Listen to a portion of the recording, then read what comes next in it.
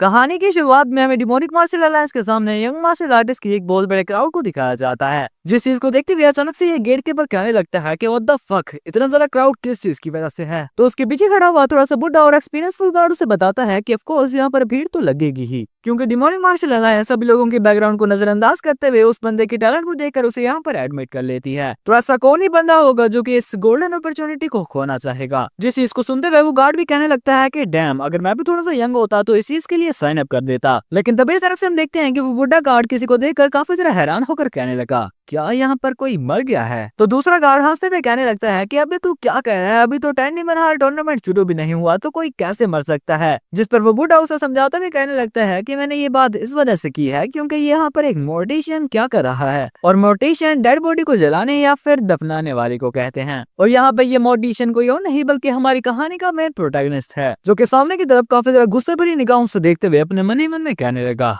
Grandfather अब ये शुरू होता है। एंड फिर के साथ बियॉन्ड सोल यानी कि हमारी कहानी का मेन प्रोटैगनिस्ट हमें बताता है कि मेरे ग्रैंडफादर ने जब मुझे उस स्नोई फील्ड से उठाया था तब उन्होंने मुझे ये प्यारा सा नाम दिया था, जिसके साथ ही हमें छोटे योनसल उसके ग्रैंडफादर को दिखाया जा रहा था, जहाँ हम देखते हैं कि योनसल किसी डेड बॉडी को देखने के साथ ही उसकी मार्शल आर्ट्स का भी अंदाजा लगा लेता है। ये यकीनन हेवन कटिंग स्वॉर्ड टेक्निक का मास्टर होगा। जिस पर उसके ग्रैंडफादर के पूछने पर कि तुम्हें ऐसा क्यों लगता है, तो योनसल उन्हें बताता है कि बेशक ये देखने में स्किनी हो लेकिन इसकी लेफ्ट लेग अनयूजुअल तरीके से काफी ज्यादा डेवलप्ड है, जिस पार्ट ऑफ बॉडी का ताकतवर होना ही हेवन कटिंग स्वॉर्ड का बेसिक ट्रेट होता है। जिस चीज को देखते हुए ग्रैंडफादर काफी ज्यादा खुश होकर कह रहे थे, योनसन तुम सच में काफी ज्यादा काबिल मोर्टिशियन हो। और इसी के साथ साथ पीछे की तरफ से वॉइस ओवर में योनसन हमें बता रहा होता है कि क्योंकि मेरे ग्रैंडफादर एक मोर्टिशियन थे तो उनका पीछा करते हुए मैंने भी सब कुछ सीख लिया था, और बेशक ये काम काफी ज्यादा गंदा, एग्जॉस्टिंग और बहुत ही ज्यादा अजीब था, लेकिन फिर भी जब तक मेरे साथ मेरे ग्रैंडफादर हैं मैं कुछ भी कर सकता था। एटलीस्ट वो दिन नहीं आ गया। और फिर इसी के साथ सीन शिफ्ट होता है और हमें योनसन और उसके ग्रैंडफादर को दिखाया जाता है, जहाँ ग्रैंडफादर अभी सोने ही वाले थे, लेकिन तभी जन से बाहर की तरफ से जब जोर जोर से आवाज चलने लगी। पहले तो काफी ज्यादा कैजुअली बाहर की तरफ देखते हैं कि क्या हो रहा है, लेकिन किसी चीज को देखकर काफी ज्यादा हैरान हो गए। ऐसा कहा जाता है कि गुड इंटेंट वाले लोग काफी ज्यादा कम आते हैं, लेकिन जो लोग तुम्हारे पास खुद चलकर आते हैं वो गुड इंटेंट के साथ नहीं आते।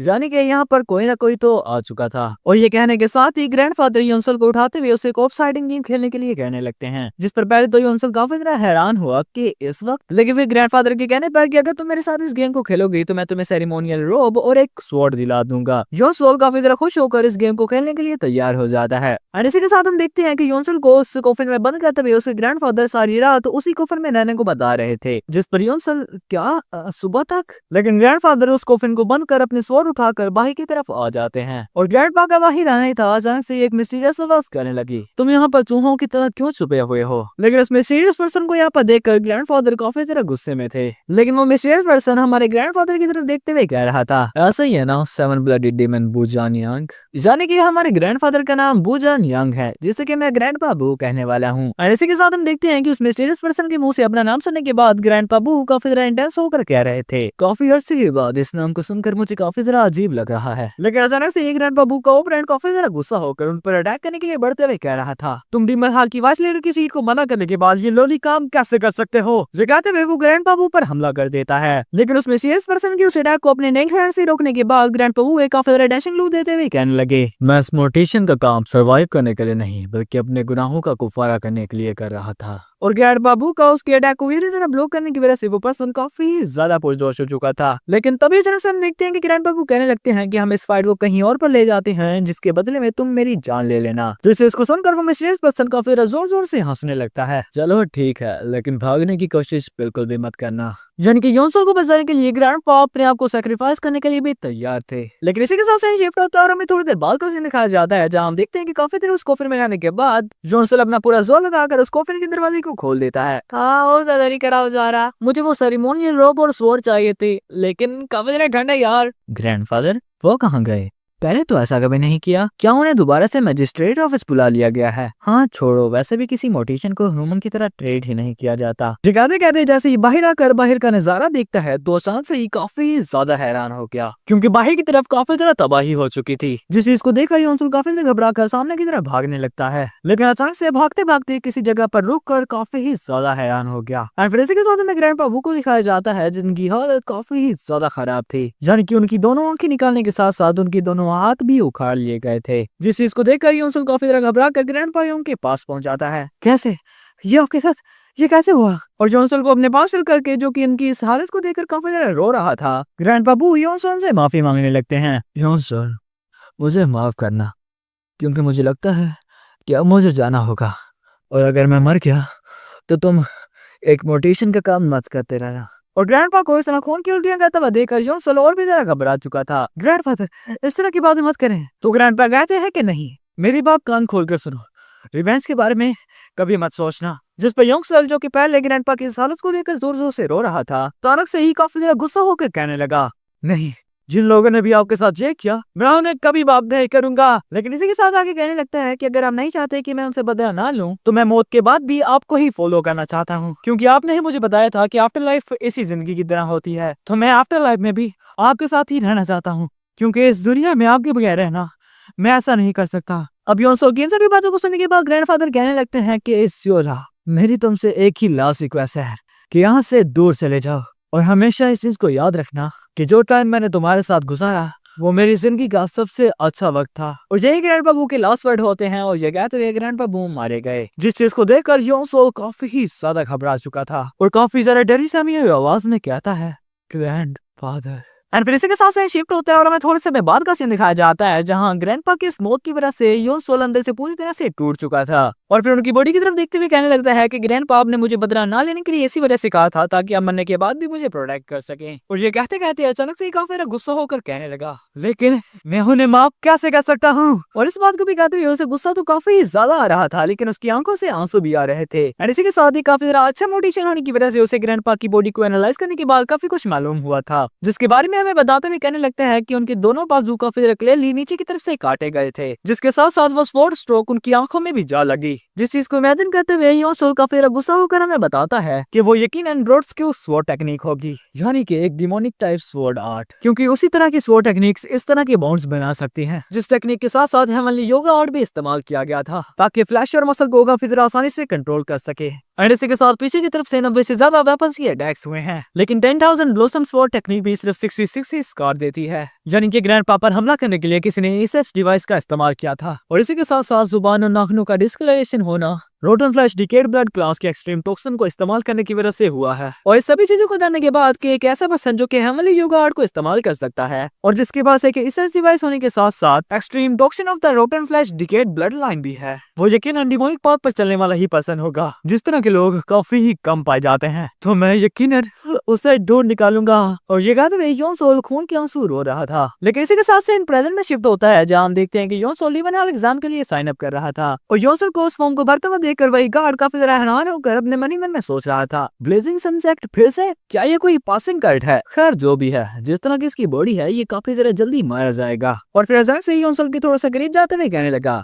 हेलो बच्चे, अगर तुम रजिस्ट्रेशन नहीं करना चाहते तो यहाँ से जा सकते हो। लेकिन अचानक से जब उसने योंसल की आंखों की तरफ देखा तो काफी ज्यादा हैरान हो गया, क्योंकि योंसल की आंखों में बदले की आग लगी हुई थी, और काफी गुस्सा में अपना अंगूठा काटते हुए उस फॉर्म पर साइन कर देता है। जिस वक्त मेरे ग्रैंडपा मारे गए थे, उस वक्त मेरी जिंदगी भी खत्म हो गई थी। एंड फिर इसी के साथ हमें ऑर्थोडॉक्स एंड अनऑर्थोडॉक्स सेट की काफी अरसे से चली आ रही उस वार के बारे में बताया जाता है, क्योंकि जहां एक तरफ ऑर्थोडॉक्स फैक्शन में हर किसी के साथ इंसाफ किया जाता है, तो दूसरी तरफ अनऑर्थोडॉक्स फैक्शन में सिर्फ ताकत ही रूल करती है। जिन दोनों फैक्शन के दरमियान छोटी मोटी लड़ाइयां तो होती रहती हैं, लेकिन काफी अरसे से एक बैलेंस भी मेंटेन है। और क्योंकि ऑर्थोडॉक्स फैक्शन इस बैलेंस को ओवरकम करना चाहता था, तो उनकी तरफ से 18 जॉइंट सक्सेसर सामने आए, जिस चीज को खतरा समझते हुए अनऑर्थोडॉक्स सेट ने भी अपने आप को पावरफुल करने के लिए 10 डिमन सक्सेसर एग्जाम को शुरू कर दिया, जिस एग्जाम का मकसद 10 प्रोडिजीज को इकट्ठा करके उन्हें 10 डिमोनिक सेट के मार्शल आर्ट्स को सिखाना था। और क्योंकि इस एग्जाम के लिए कोई भी साइन अप कर सकता है, तो मार्शल वर्ल्ड के काफी तरह यंग मार्शल आर्टिस्ट इस जगह पर इकट्ठे हुए हैं। और इसी के साथ में योंसल को दिखाया जाता है, जो कि बाकी सभी लोगों की तरह ही एक किस्म के एग्जामिनेशन हॉल में इकट्ठा हो गया था। जिन सभी मार्शल आर्टिस्ट को देखने के बाद जिन अपने मन ही मन में कहने लगता है कि इन लोगों में से कुछ में से मुझे काफी ज्यादा अजीब सी वाइब आ रही है, लेकिन इसी के साथ काफी ज्यादा गौर से उन सभी लोगों को देखते हुए अपने मन ही मन में ये भी सोच रहा होता है कि क्या इन लोगों में से कोई मेरे ग्रैंडफादर की डेथ से रिलेटेड हो सकता है। और एक पर्सन को देखते हुए जो कि ग्रैंडपा बू को मारने वाले शख्स की तरह ही लग रहा था, अपने मन ही मन में कहने लगता है कि ये बंदा यकीनन एक इमेजरेबल मास्टर होगा, जिस बंदे के अगेंस्ट खड़ा होने के लिए मुझे उसी की तरह ही एक मास्टर बनना होगा।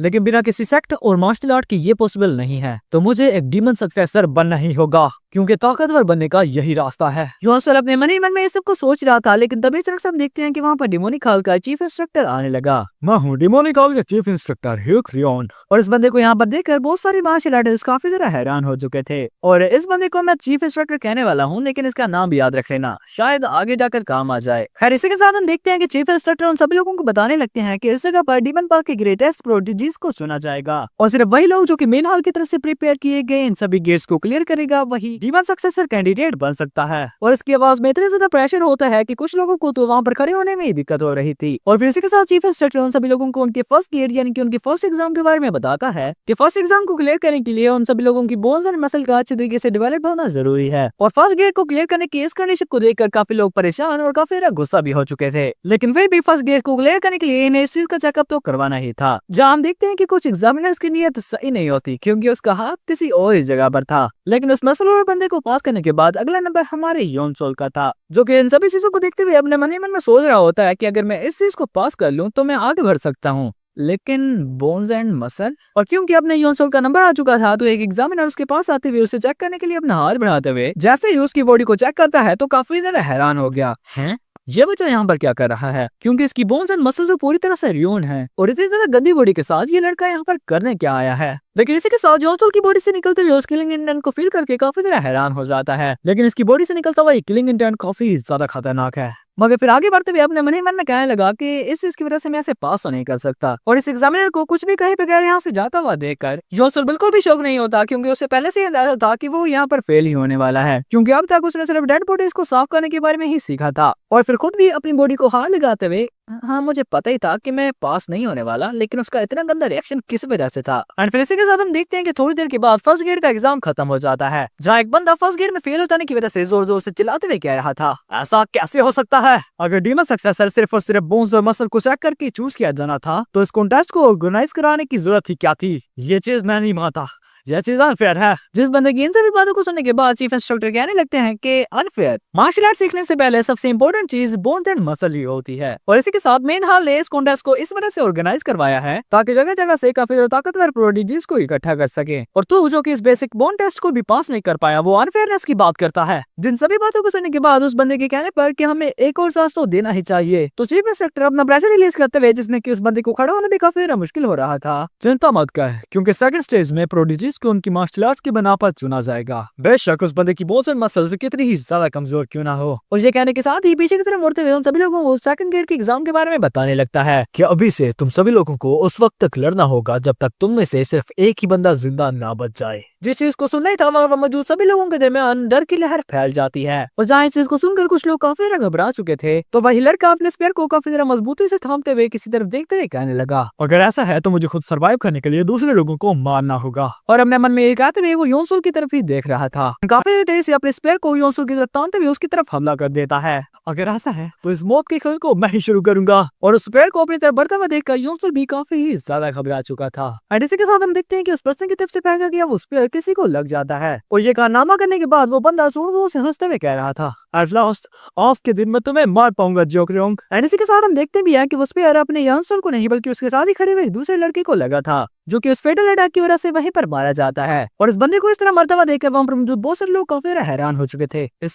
इसने तो सच में एक बंदे को मार दिया, लेकिन उस मरे हुए बंदे के साथ खड़े होने के बावजूद भी योनसोल बिल्कुल भी घबराया नहीं था। एंड इसी के साथ उस बंदे की उस अटैक के बारे में सोच रहा होता है कि इस बंदे ने इसकी रिप्स को अवॉइड करते हुए सीधा हार्ट की तरफ निशाना लगाया, यानी कि इसका मतलब है कि इसकी बोन्स बेशक वीक हैं, लेकिन इसकी रिफ्लेक्सेस और एजिलिटी काफी ही ज्यादा कमाल की है। लेकिन इसी के साथ हम देखते हैं कि वो लड़का दूसरे लड़के को मारने के बाद काफी जोर जोर से चिल्लाते हुए कहने लगा, अगर कोई और भी इस तरह मरना चाहता है तो मेरे ऊपर हमला करके देख सकता है। और उस लड़की की इस करतूत को देखकर चीफ इंस्ट्रक्टर भी कहने लगते हैं कि स्किल्स थोड़ी बहुत अच्छी हैं, लेकिन दिमाग से बिल्कुल ही पैदल है, यानी कि जैसा मैंने सोचा था ये एक कचरा है। जिस चीज को सुनकर उनके पीछे खड़ा हुआ एक एग्जामिनर अपने मन ही मन में सोचने लगता है, एक फाइट में अगर तुम इस तरह की कोई हरकत करोगे तो तुम सभी लोगों के लिए एक डेंजरस थ्रेट बन जाओगे, जिस चीज की वजह से सभी सबसे पहले तुम्हें ही मारने के बारे में सोचेंगे। यानी कि ये काम करके उस लड़के ने अपने पैर पर कुल्हाड़ी मार ली थी। एंड इसी के साथ हमें दोबारा से उन सभी लोगों की तरफ लाया जाता है, जहाँ पर कुछ लोग तो काफी डर से हमें खड़े हुए थे, तो कुछ लोग ऐसे भी थे जो कि काफी वाइजली एक्ट करते हुए एक साइड पर आकर खड़े हो जाते हैं, जिनमें अपना योनसोल भी था। एंड इसी के साथ हम देखते हैं कि मुल्क का एक खेल शुरू हो जाता है, जहाँ कुछ लोग लोग तो इस चीज की वजह से काफी ज्यादा पैनिक करके मारे जा रहे थे, तो कुछ लोग अपने आप को बचाने के लिए सभी लोगों को मारे जा रहे थे। लेकिन अचानक से कुछ लोगों को देखकर चीफ इंस्पेक्टर जोर जोर से हंसने लगे, जिस चीज की वजह से पहले तो वो एग्जामिनर काफी ज्यादा हैरान हो जाता है। लेकिन जब उसने भी योनसोल और उस दूसरे लड़के को देखा तो थोड़ा सा खुश होकर कहने लगा, ओहो, लगता है कि यहाँ पर कुछ समझदार लोग भी हैं। एंड फिर इसी के साथ हम देखते हैं कि योनसोल उन सभी लोगों को इस तरह पागलों की तरह लड़ता हुआ देखकर अपने मन ही मन में कहने लगता है, ये लोग पूरी तरह से पागल हो चुके हैं, क्योंकि मौत के डर की वजह से ये लोग अपने यहाँ पर आने का असली रीजन ही भूल चुके हैं। और जैसा कि चीफ इंस्पेक्टर ने हमें बताया था कि एट द एंड सिर्फ एक ही बंदा सर्वाइव कर सकता है, तो इसका मतलब है कि हमें किसी को मारना नहीं है बल्कि सर्वाइव करना है। और अगर तुम इस कंडीशन में काफी काम रहते हो तो तुम इस चीज को कर भी सकते हो। और जहाँ एक तरफ योनसोल वहाँ पर जो डेड बॉडीज को एनालाइज कर रहा था, तो दूसरी तरफ वहाँ पर लड़ते हुए एक लड़के की नजर भी योनसोल पर पड़ गई थी। है ये लड़का क्या कर रहा है? क्या ये कॉमेडी बलवान काफी देर से चुप रहा था? ये कहने के साथ ही वो बंदा योनसोल की तरफ जो कि उस डेड बॉडी को एनालाइज करने में लगा हुआ था, काफी देर तेजी से योनसोल की तरफ हमला कर देता है, जो अटैक काफी देर से आते हुए शायद योनसोल को हिट कर जाता है। लेकिन फिर हमें पता चलता है कि योनसोल उस अटैक को अवॉइड करने में कामयाब हो चुका था, लेकिन उस अटैक की वजह से योनसोल का बॉक्स टूट चुका था, जिस वजह से उस बॉक्स में मौजूद ग्रैंडपा की तरफ से दिया गया रोब और वो स्वॉर्ड नीचे गिर गई थी। लेकिन दूसरी तरफ वो अटैक करने के बाद वो लड़का उस बॉक्स को लेकर हंसते हुए कहने लगा, अबे तो यहाँ पर ये बॉक्स क्या करने के लिए ले आया था? क्या तो किसी टाइप का फ्यूनरल मर्चेंट है? और जहाँ एक तरफ ये सब कुछ कहते हुए वो बंदा जोर जोर से हंस रहा था, तो दूसरी तरफ हम देखते हैं कि योनसोल इस चीज की वजह से काफी ज्यादा गुस्सा हो चुका था, क्योंकि वो रोब और स्वॉर्ड योनसोल की बर्थडे पर ग्रैंडफादर की तरफ से दी गई थी,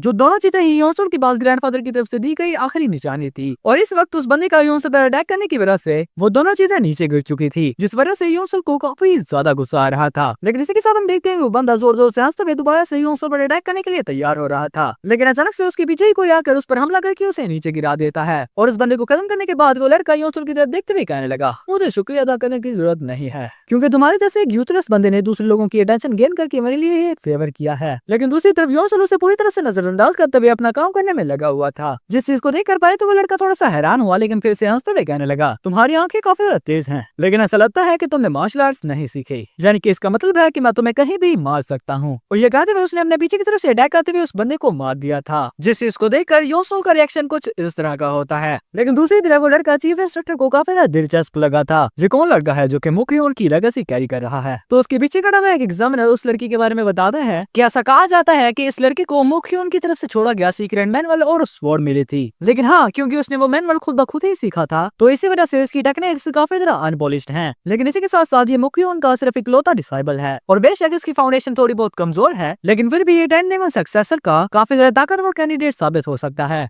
क्योंकि मुझे लगता है कि यही यहाँ पर जीतने वाला है। जिन सभी बातों को सुनने के बाद चीफ इंस्पेक्टर कहने लगते हैं कि लेकिन फिर भी ये काफी ज्यादा इमेच्योर है, बट एटलीस्ट इन सभी लोगों में से मुझे सिर्फ यही थोड़ा बहुत ताकतवर लग रहा है। जिनकी इस बात के साथ वो एग्जामिनर भी हामी तो करता है, लेकिन इसी के साथ साथ योनसोल की तरफ देखते हुए कह रहा था, लेकिन फिर भी कुछ भी कभी भी हो सकता है। एंड फिर इसी के साथ हमें थोड़ी देर बाद का सीन दिखाया जाता है, जहाँ हम देखते हैं कि उस लड़के ने सभी के सभी लोगों को मार दिया था, लेकिन फिर अगले ही समय योनसोल की तरफ देखते हुए कहने लगा, तो इसका मतलब है कि यहाँ पर सिर्फ तुम ही बचे हो, यानी कि इसका मतलब है कि अगर मैं तुम्हें मार देता हूँ तो मैं 10 डिमोनिक सेट के सक्सेसर का एक कैंडिडेट बन जाऊंगा। और उस लड़के को इस तरह की बातें करता हुआ देखकर योनसोल बिल्कुल भी नहीं घबराता, और इसी के साथ साथ अपने मन ही मन में सोच रहा था, ये लड़का यहाँ पर मौजूद सभी लोगों से सबसे ज्यादा ताकतवर है, लेकिन मुझे इसकी वीकनेस के बारे में पता चल चुका है। और काफी देर से उसकी फाइटिंग स्टाइल एनालाइज करने के बाद योनसोल को अपने ऊपर इतना ज्यादा भरोसा हो चुका था कि वो अपनी सोच उठाकर उस लड़के की तरफ बढ़ना शुरू कर देता है, जिसे वो अपनी तरफ बढ़ता हुआ देखकर वो लड़का काफी देर से ये कहते हुए, चलो देखते हैं कि तुम्हें क्या क्या आता है, योनसोल पर काफी ज्यादा अटैक्स कर देता है। जिन सभी के सभी अटैक्स को योनसोल डोज करने की कोशिश तो कर रहा था, लेकिन फिर भी उसकी बॉडी पर काफी ज्यादा कट्स लग रहे थे, जिस चीज को देखते हुए वो लड़का भी जोर जोर से हंसते हुए कहने लगा, तो क्या तू सिर्फ डोज ही कर सकता है? अबे हिम्मत आ तो उस पर हमला कर। लेकिन इस फाइट को देखते हुए पीछे खड़ा हुआ एग्जामिनर अपने मन ही मन में सोच रहा था, पहली नजर में अगर तुम इस चीज को देखोगे तो तुम्हें लगेगा कि वो उसे काफी ज्यादा बुरी तरीके से हरा रहा है, लेकिन अगर तुम इस चीज को गौर से देखो कि वो लड़का फेडरल ब्लो से बचने के लिए एन मौके पर अपनी बॉडी को थोड़ा सा पीछे कर लेता है। लेकिन योनसोल को उसकी इतनी ज्यादा टेस्ट को इस तरह डोज करता हुआ देखकर वो एग्जामिनर काफी ज्यादा हैरान हो गया था। क्या इसका मतलब है कि उस लड़के के द्वारा मारी गई उन सभी की सभी डेड बॉडीज को एनालाइज करके उसने उसके अटैक पैटर्न को मेमोराइज कर लिया है? जिन सभी चीजों को देखते हुए वो एग्जामिनर भी योंगसोंग की ऑब्जर्वेशन स्किल की तारीफ करने से खुद को नहीं रोक पाता। लेकिन इसी के साथ हम देखते हैं कि उस लड़के के इतने ज्यादा अटैक्स को डोज करने के बाद योंगसोंग काफी ज्यादा थकने के साथ साथ उसकी बॉडी पर काफी ज्यादा स्क्रैचेस भी आ चुके थे, लेकिन फिर भी उसे प्रोवोक करने के लिए कहने लगा, कितनी पैथेटिक स्वॉर्ड है तुम्हारी, क्योंकि इतने ज्यादा अटैक्स करने के बावजूद भी तुम सिर्फ मेरे गोश्त को ही काट पाए हो। और अचानक से योंगसोंग के मुंह से इस बात को सुनकर वो बंदा काफी ज्यादा हैरान हो गया। क्या?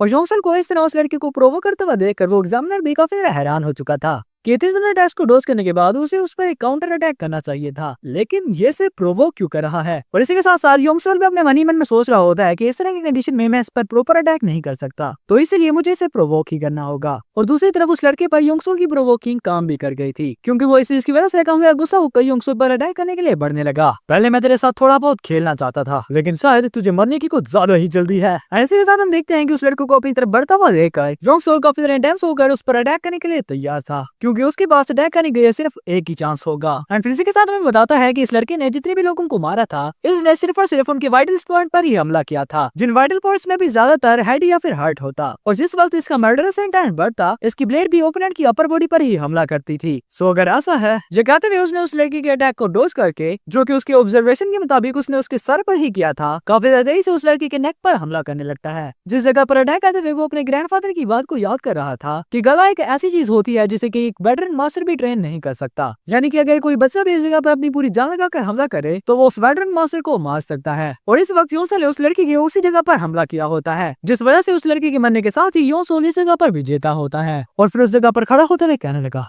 क्या क्या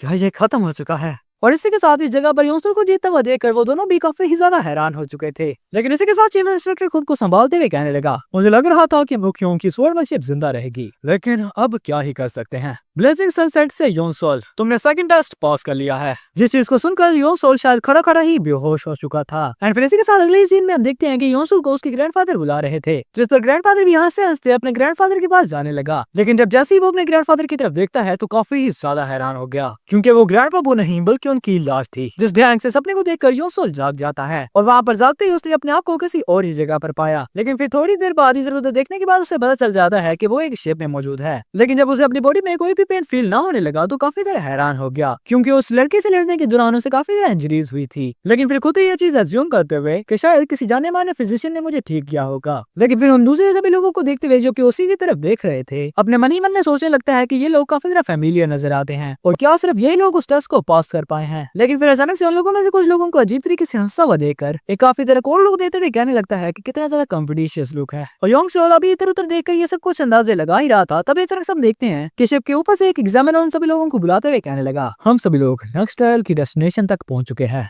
यानी कि द हेल्प पाथ। और इन सभी लोगों का ये टेस्ट एक किस्म के एक आइलैंड पर होने वाला था, जिस आइलैंड पर उतरने के बाद वो एग्जामिनर उन सभी लोगों को उसका पीछा करने को बता देता है। और फिर कुछ केव्स के पास आने के बाद उन सभी लोगों को बताने लगता है कि अब से तुम लोग यहाँ पर रहने वाले हो, जिसी के साथ अपना सभी सामान, कपड़े और वेपन्स हमें दे दो, और जो रोब्स एंड स्वॉर्ड तुम लोगों के लिए तैयार की गई है अब से तुम उसी को यूज करोगे। सो अब तुम यहाँ पर मौजूद किसी भी केव को चुन सकते हो। जिन सभी बातों को सुनने के बाद योंसोल पे अपनी केव को ढूंढने के लिए आगे की तरफ बढ़ना शुरू कर देता है, जहाँ जब रास्ते में उसने कुछ लोगों को किसी केव के लिए लड़ते हुए देखा तो अपने मन ही में कहने लगता है, जे चेक पॉइंट पर हम लोगों के साथ जो कुछ भी हुआ था वो सब कुछ देखने के बाद भी इन लोगों के पास इस जैसे किसी चीज के लिए लड़ने का टाइम भी है। लेकिन वैसे के साथ उन सभी लोगों के फैंसी ड्रेसेस के देखते हुए अपने मन ही मन में सोचने लगता है कि क्या इसका मतलब है कि मेरे अलावा सेकंड ट्रायल को पास करने वाले सभी के सभी लोग ज्यादातर नोबल फैमिली से हैं। और अगर अब मैं इस बारे में सोचूं तो इसका मतलब है कि सेकंड ट्रायल का असली मकसद उन लोगों को हमसे अलग करना था जो कि काफी ज्यादा आसानी से मारे जाते हैं। योंसोल अपने मन ही मन में ये सब कुछ सोच रहा था, तभी अचानक से हम देखते हैं कि वो एग्जामिनर योंसोल के पास आते हुए कहने लगा, क्या अभी तक तुमने कोई केव नहीं ली। और अचानक से अपने पीछे से किसी की आवाज को सुनकर योंसोल काफी ज्यादा हैरान हो चुका था। लेकिन वो एग्जामिनर योंसोल का नाम लेते हुए उसे कह रहा होता है कि योंसोल इस वक्त सोचने का टाइम नहीं है, तो जितना जल्दी हो सके एक अच्छी सी केव ढूंढ लो।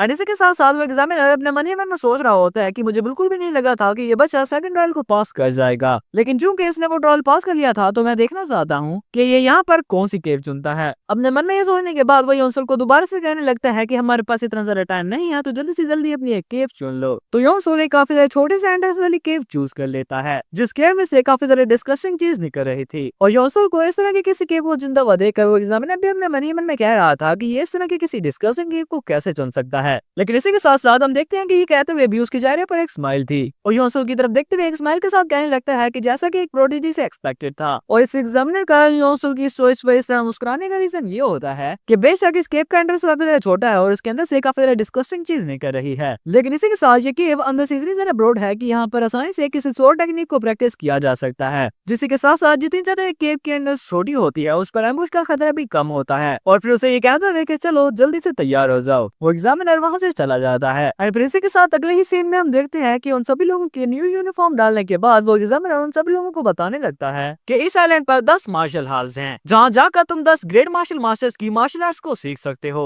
और अब ये तुम पर ही है कि तुम उन सभी हाल्स की मार्शल आर्ट को सीखो या फिर सिर्फ किसी एक ही मार्शल आर्ट को सीखो। और इसी के साथ साथ तुम सभी लोगों का शेड्यूल पूरी तरह से फ्री है, जिस वक्त मर्जी सो जाओ, जिस वक्त मर्जी खेल लो या फिर अकेले में अपनी टेक्निक्स को प्रैक्टिस कर लो, यानी कि तुम्हारा जो भी मन करता है वो करो। जिन सभी बातों को सुनते हुए योंग सोल काफी ज्यादा हैरान होकर अपने मन ही मन में सोच रहा था कि ये काफी ज्यादा अजीब है, क्योंकि जैसे कि ये बार बार इस जगह को हर कंसीडर कर रहा है तो इस जगह पर ट्रेनिंग आराम से तो नहीं होने वाली। लेकिन उस एग्जामिनर की उन सभी बातों को सुनने के बाद वहाँ पर मौजूद बाकी सभी लोग 5 स्टार स्वॉर्ड हॉल की तरफ जाना शुरू कर देते हैं और उन सभी लोगों को उस हॉल की तरफ जाता हुआ देखकर योंग सोल हमें बताता है कि बहुत सारे लोग 5 स्टार स्वॉर्ड हॉल में इस तरह से जा रहे हैं क्योंकि ऐसा कहा जाता है कि उस हॉल में सबसे ज्यादा स्ट्रॉन्गेस्ट ग्रेट मार्शल मास्टर की टेक्निक्स को सिखाया जाता है। लेकिन क्योंकि योंग सोल यहाँ से पहले किसी भी मार्शल आर्ट को नहीं सीखा था तो वो पहले किसी बेस्ट मार्शल आर्ट को सीखने से पहले किसी बेस्ट टेक्निक को सीखना चाहता था, तो इसीलिए वो बाकी सभी लोगों से उल्टा किसी और मार्शल आर्ट की तरफ जाना शुरू कर देता है। और फिर इसी के साथ अगले सीन में हम देखते हैं कि योंग सोल एक छोटे से घर के सामने आ जाता है, जिस घर की टूटी फूटी हालत को देखने के बाद योंग सोल अपने मन ही मन में कहने लगा कि क्या सच में ये एक मार्शल हॉल ही है। और फिर इसी के साथ हमें पता चलता है कि योंग सोल नांगिया पेविलियन में मौजूद है, जहाँ हमें बताया जाता है कि नांगिया पेविलियन में 10 ग्रेट मार्शल मास्टर्स की टेक्निक को सिखाया तो जाता है, लेकिन किसी वजह से इसने अपनी जगह को खो दिया है। लेकिन फिर भी पास में इस पेविलियन ने काफी ज्यादा ताकतवर लोगों को प्रोड्यूस किया हुआ है और योंग सोल को इसके बारे में इस वजह से पता है क्योंकि उसके ग्रैंडफादर ने इसे इस बारे में बताया था। खैर अपने मन में ऐसा कुछ होने के बाद जैसे योंग सोल ने कहा कि क्या यहाँ पर कोई है तो अचानक से ग्राउंड काफी ज्यादा अजीब से तरीके से शेक करने लगा, जिस चीज की वजह से पहले तो योंग सोल काफी ज्यादा हैरान हो जाता है, लेकिन तभी अचानक से हमें पता चलता है कि ग्राउंड के हिलने की वजह कुछ और नहीं बल्कि उसके नीचे एक बंदा था जो कि जमीन से अचानक से अपनी मुंडी बाहर निकाल कर योंग सोल को एक किस्म से डराते हुए कहने लगा, क्या तुम यहाँ पर 10 ग्रेट मार्शल मास्टर की टेक्निक को सीखने आए हो। एंड फिर इसी के साथ हमें इस बंदे के बारे में बताया जाता है जो कि नांगिया पेविलियन का सीक्रेट हाल मास्टर साउ है। और अचानक से हाल मास्टर को जमीन से अपनी मुंडी बाहर निकालता हुआ देखकर पहले तो योंग सोल काफी तरह डर जाता है, लेकिन फिर अचानक से उन्हें ग्रीट करते हुए कहने लगा, मैं नांगिया पेविलियन में इसकी मार्शल आर्ट सीखने के लिए आया हूँ। लेकिन योंग सोल की बॉडी को देखने के बाद साउ उसे सिखाने से मना कर देता है, अबे चल चल मैं नहीं सिखाने वाला और तेरे जैसे कागड़ी को तो बिल्कुल भी नहीं। लेकिन अचानक से योंग सोल कहने लगता है कि मैंने सुना था कि नांगिया पेविलियन की मार्शल आर्ट को मास्टर करने के बाद कोई भी पर्सन दुनिया में सबसे ज्यादा स्ट्रॉन्गेस्ट वाइडैरिटी हासिल कर सकता है। तो हाल मास्टर साउ योंग सोल की बात पर हामी बनने के साथ साथ उसे ये भी बताने लगते हैं कि तुम्हें इस डाइंग मार्शल आर्ट के बारे में बहुत कुछ पता है, लेकिन बड़े बड़े प्रोडिजीज भी इस टेक्निक की ट्रू मीनिंग्स को नहीं समझ पाते क्योंकि हमारी टेक्निक बॉडी को रिमॉडलिंग करने से स्टार्ट होती है और अगर तुम्हारी जैसा कोई पर्सन इस तरह की बॉडी के साथ ये ट्रेनिंग करेगा तो तुम एक ही दिन में मारे जाओगे, सो इसलिए यहाँ से दफा हो जाओ। लेकिन हाल मास्टर की इन सभी बातों को सुनने के बाद भी योंग सोल उनके सामने झुकते भी उन्हें अपना मास्टर कंसीडर कर लेता है और योंग सोल को उसके सामने इस तरह झुकता हुआ देखकर हाल मास्टर साउ से पूछने लगते हैं कि ये तुम क्या कर रहे हो। तो योंग सोल जो कि उनके सामने झुका हुआ था वो उन्हें कहने लगता है कि क्योंकि आप मुझे इस टेक्निक को सिखा रहे हो तो एज अ डिसाइबल मुझे आपके सामने झुकना ही होगा। और अब योंग सोल की इस बात को सुनने के बाद हाल मास्टर साउ भी इसका कुछ नहीं कर पाते और फिर आहिस्ता आहिस्ता करके जमीन से बाहर निकलते हुए कहने लगे, फाइन मैं तुम्हें सिखा रहा हूँ, लेकिन इस खुशफहमी में मत रहना कि तुम्हारे इंसिस्ट करने की वजह से मैं तुम्हें ये सिखाने वाला हूँ, क्योंकि बस डिमोनिक हॉल की तरफ से ऑर्डर आया है तो मुझे तुम्हें ये सिखाना ही होगा। जो सब कुछ बताने के बाद उसे अपना इंट्रो देते हुए बताने लगता है कि तुम आज के बाद मुझे मास्टर साउ कहोगे, जिस पर जब योंग सोल भी उसे अपना इंट्रो देने लगा तो वो उसे रोकते हुए कहने लगता है कि आज के बाद तुम ट्रेनिंग नंबर 1 होगे, क्योंकि फजूल की बकवास करके टाइम सर करने की जरूरत नहीं है। और ये कहते हुए कि अभी से तुम्हारी ये ट्रेनिंग शुरू होती है, अपने हाथ में किसी एनर्जी को इकट्ठा करके योंग सोल की आइस के नीचे हिट कर देता है, जिस चीज की वजह से योंग सोल काफी तरह हैरान तो होता है, लेकिन तभी से हाल मास्टर साउ उसे बताने लगते हैं कि चिंता करने की जरूरत नहीं है, मैंने तो बस इस पेविलियन की एक सीक्रेट टेक्निक का इस्तेमाल करते हुए तुम्हारी साइड को थोड़ी देर के लिए सील किया है, जो चीज ही 20 पाथ को सीखने का सबसे ज्यादा नेसेसरी प्रोसीजर होता है। जिस पर योंग सोल का काफी तरह हैरान होकर पूछने पर कि 20 पाथ ये क्या होता है, तो हाल मास्टर साउ से बताता है कि ये एक ऐसी मार्शल आर्ट है जो कि न सिर्फ तुम्हारे सभी के सभी सेंसेस को मैक्सिमाइज करती है बल्कि इसी के साथ साथ तुम्हें ये एक 20 जैसी रिफ्लेक्सेस भी देती है। और इसी के साथ साथ हमारे स्कूल में मौजूद बाकी सभी मार्शल आर्ट से उल्टा ये एक ऐसी मार्शल आर्ट है जिसे कि प्रैक्टिस करने वाला प्रैक्टिशनर खुद ही एनलाइटमेंट हासिल करके सीख सकता है, जिस चीज की वजह से इस टेक्निक का सिर्फ बेसिक सीखना ही दूसरी किसी एडवांस मार्शल आर्ट को सीखने से ज्यादा मुश्किल होता है और इसी चीज की वजह से साल दर साल इस मार्शल आर्ट को सीखने वाले लोग कम होते जा रहे हैं। योंग सोल को ये सब कुछ बताने के बाद अचानक से अपनी बॉडी से काफी ज्यादा मात्रा में एनर्जी रिलीज करते हुए बताने लगता है, हाउएवर अगर तुम इस टेक्निक को सीख जाते हो तो तुम लिटरली एक वाइल्ड बीस्ट के सेंसेस एक्वायर कर लोगे। लेकिन एट द एंड ये बात भी ऐड करता है कि बहुत सारे लोग इसको प्रैक्टिस करना शुरू तो करते हैं लेकिन इस पॉइंट तक पहुंचने से पहले ही मारे जाते हैं। एंड फिर योंगसुल के काफी ज्यादा करीब जाकर उसे ये भी बताता है कि एक अंधा बनने के बाद इर्द गिर्द के माहौल में सेटल होने के लिए तुम्हें तकरीबन 1 घंटा लग जाएगा। सो फिर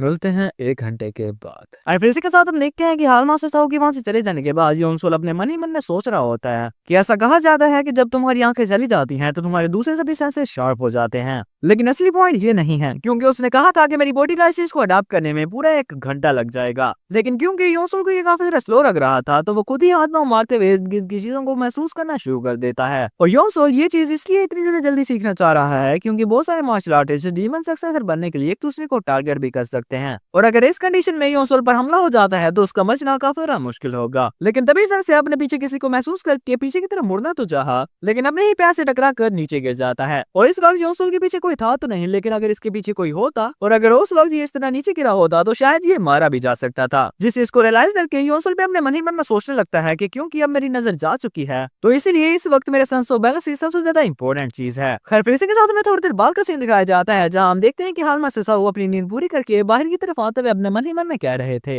वो बच्चा यकीनन इर्द गिर्द की ठोकरें खा रहा होगा। लेकिन जब जैसे उसने योंगसुल को देखा जो कि वहाँ पर किसी अजीब सी तरीके से मूवमेंट कर रहा था, काफी ज्यादा हैरान होकर अपने मन ही मन में कहने लगता है कि बच्चा काफी ज्यादा अजीब है, क्योंकि नॉर्मली जब किसी की आंखें चली जाती हैं तो वो थोड़ी देर सब्र करता है ताकि उसके दूसरे सेंसेस अवेकन हो जाएं। लेकिन ये बच्चा तो इस कंडीशन में होने के बावजूद भी अपना ओपोनेंट इमेजिन करके उससे फाइट कर रहा है। सो शायद इसी चीज की वजह से ये बच्चा काफी जल्दी सीख रहा है। ये सब कुछ कहते कहते अचानक से ये अपनी स्वॉर्ड निकालते हुए काफी जोश होकर कहने लगा, क्योंकि अब तुम इससे यूज्ड टू हो चुके हो तो अब मेरी स्वॉर्ड को डोज करके दिखाओ। ये कहते हुए वो सामने की तरफ योंगसुल पर हमला कर देता है। फिर इसी के साथ से शिफ्ट होता है और हमें पूरे 3 दिनों बाद का सीन दिखाया जाता है जहाँ हम देखते हैं कि योंगसुल की हालत काफी ज्यादा खराब हो चुकी थी, लेकिन इतनी ज्यादा गंदे तरीके से इंजर्ड होने के बाद भी दोबारा से ट्रेनिंग के लिए खड़ा होने लगता है। लेकिन फिर अगेन हाल मास्टर साहू के उस अटैक को डोज नहीं कर पाता और नीचे गिर गया, जिस चीज को देखते हुए अब तो हाल मास्टर साहू भी काफी हैरान हो चुका था। अब तो पूरे 3 दिन हो चुके हैं और अब तो इस ट्रेनिंग मेथड के बारे में इसे सवाल करना भी शुरू कर देना चाहिए था, लेकिन ये तो चुपचाप मेरे हमलों को इंड्योर किया जा रहा है। और फिर योंगसुल से पूछ लेता है कि तुम मुझसे कुछ पूछ क्यों नहीं रहे, और क्या तुम्हें क्यूरियोसिटी नहीं हो रही कि मेरे अटैक को कैसे डोज करना है, या फिर मेरा तुम पर अटैक करने का इस टेक्निक से क्या रिश्ता है। जिस पर योंगसुल थोड़ा सा हैरान तो होता है, लेकिन फिर उसे ये बताते हुए कि तुमने ही तो कहा था कि लैंगिया पेविलियन की टेक्निक को सीखने के लिए खुद ही लैंडमेंट हासिल करना पड़ती है, तो इसलिए मुझे लगा कि तुम्हारा मुझ पर अटैक करने का कोई ना कोई रीजन तो होगा ही। अब योंगसुल इन सभी बातों को सुनने के बाद हाल मास्टर साहू भी थोड़ा सा हैरान हो गया था, लेकिन फिर उसे ये बताने के बाद कि हाँ तुम बिल्कुल ठीक कह रहे हो, काफी ही ज्यादा पुरजोश होकर दोबारा से योंगसुल की ट्रेनिंग शुरू कर देता है। लेकिन हम देखते हैं कि इस बार योंगसुल अपनी तरफ बढ़ते हुए उस अटैक को महसूस कर पा रहा था, लेकिन क्योंकि उसके अंदर इतनी ज्यादा एजिलिटी नहीं थी कि वो उस अटैक को डोज कर पाए, तो इसीलिए वो हाल मास्टर साहू के उस अटैक को ब्लॉक करना शुरू कर देता है।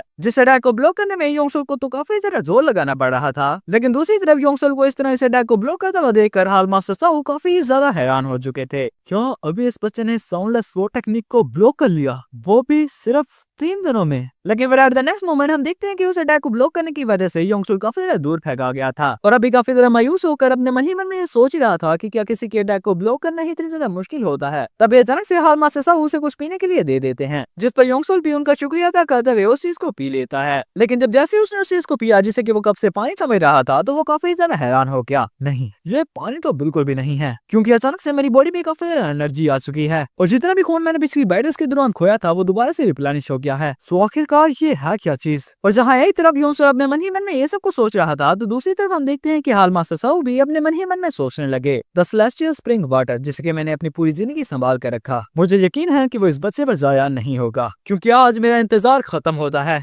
बिकॉज फाइनली मैं दुनिया के सबसे ज्यादा ग्रेटेस्ट प्रोडिजी को मिल चुका हूँ। और फिर के साथ से शिफ्ट होता है और हमें थोड़े दिनों बाद का सीन दिखाया जाता है जहाँ हम देखते हैं कि अभी भी योंगसुल और हाल मास्टर साहू की ट्रेनिंग जारी थी, जहाँ क्योंकि योंगसुल उनके सभी के सभी अटैक्स को ब्लॉक किया जा रहा था, तो हाल मास्टर साहू हंसते हुए ये कहकर कि ये मेरा लास्ट अटैक होने वाला है, योंगसुल के गले पर अटैक कर देते हैं, जिस अटैक को फॉर्चुनेटली योंगसुल डोज कर लेता है। लेकिन at the next moment hall master Sahu Yongsul के पीछे आकर उस पर अटैक कर देते हैं, लेकिन योंगसुल उनके उस अटैक को काफी आसानी से महसूस करके अपनी स्वॉर्ड का इस्तेमाल करते हुए उसे ब्लॉक भी कर लेता है। लेकिन इसी के साथ साथ अपने मन ही मन में ये भी सोच रहा होता है कि ये मुझ पर और अटैक क्यों कर रहा है, क्योंकि अभी भी तो उसने कहा था कि ये पिछले वाला अटैक इसका लास्ट अटैक होने वाला है। लेकिन दूसरी तरफ हाल मास्टर साहू जोर जोर से हंसते हुए कह रहे थे, इतने सालों से मैं जिस जीनियस का वेट कर रहा था वो आखिरकार मेरे सामने आ चुका है। ये कहने के साथ ही उन्होंने योंगसुल की आंखों को दोबारा से ठीक भी कर दिया था। लेकिन इसी के साथ साथ योंगसुल के पास जाकर उसे उसका डायरेक्ट डिसाइबल बनने की ऑफर भी दे देता है कि डीमन सक्सेसर बनना छोड़ो और मेरा डायरेक्ट डिसाइबल बन जाओ, और अगर तुम ऐसा करते हो तो मैं तुम्हें डिमोनिक पाथ का एक काफी ताकतवर मास्टर बना दूंगा। जिन सभी चीजों को सुनने के बाद बाद योंगसुल भी अपने मन ही मन में सोच रहा होता है कि डिमोनिक पाथ का एक वेनरेबल मास्टर बनना। और ये ऑफर काफी ज्यादा अच्छी तो है, लेकिन जिस मॉन्स्टर ने मेरे ग्रैंडपा को मारा था वो काफी ज्यादा ताकतवर था, तो सिर्फ लैंगे पवेलियन की मार्शल आर्ट से मैं सेटिस्फाई नहीं हो सकता। अपने मन में ये सब कुछ सोचने के बाद वो हालमा से साउ को रिस्पेक्टफुली मना करते हुए कहता है, आपका मुझे ये ऑफर देने के लिए काफी ज्यादा शुक्रिया, लेकिन मैं फिर भी डिमोनिक सक्सेसर में से ये एक बनना चाहूंगा। जिस रिजेक्शन को सुनकर पहले तो हालमा से साउ काफी ज्यादा हैरान हो गए, फिर इसी के साथ एक अजीब सी शक्ल बनाकर कहने लगता है कि हैं अबे भूल जा,